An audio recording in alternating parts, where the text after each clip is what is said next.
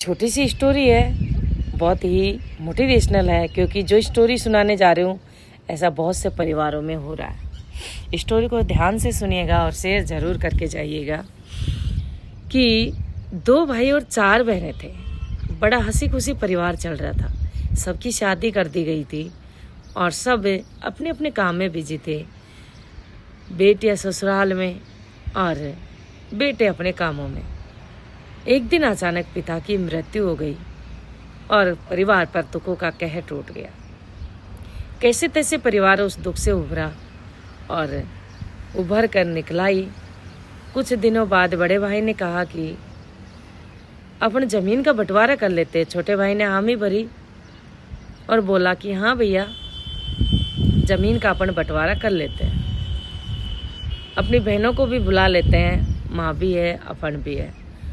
उन्होंने अपनी बहनों को बुला लिए और जब बड़े भाई ने कहा कि 2 हिस्से कर लेते हैं तो छोटे भाई ने पहले से ही प्लानिंग कर रखी थी। बहनों ने कहा कि हमारा भी हिस्सा हमें चाहिए, उधर माँ का भी हिस्सा चाहिए होता है। तो उस ज़मीन के 7 हिस्से हो गए।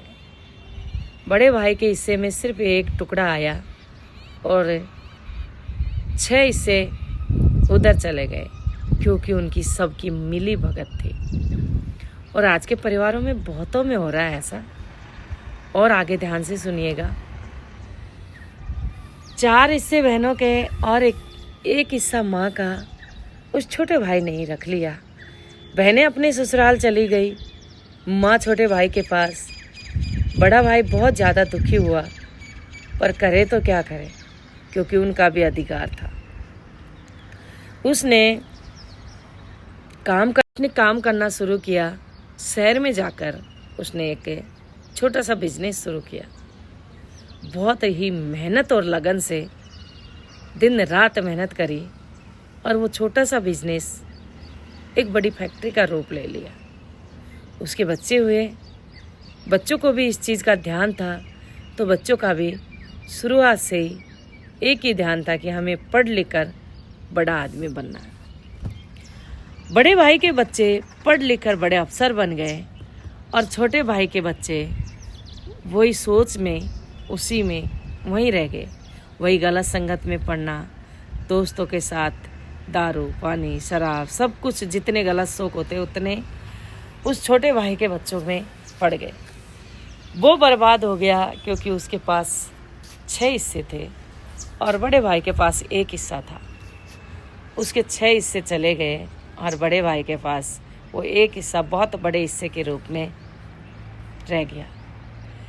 तो मैं कहना चाहती हूँ कि जो आजकल की जो कुछ परिवारों में बहनें भी ऐसी होती है जो अपने एक भाई को चाहती है और एक भाई को कुएं में धक्का दे देती है।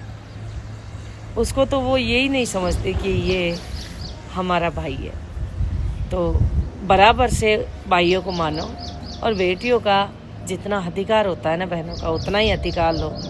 ज़मीन जायदाद बंटाने से रिश्ते ख़त्म होते हैं, उसमें कुछ नहीं मिलता है।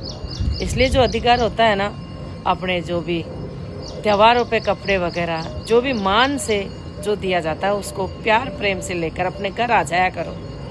मत करो भाइयों के बीच में दरारें पैदा और मत लो उस ज़मीन में से हिस्सा, जिससे रिश्ते ख़त्म हो जाए। रिश्तों को बनाए रखने काम करो, ना कि तोड़ने का।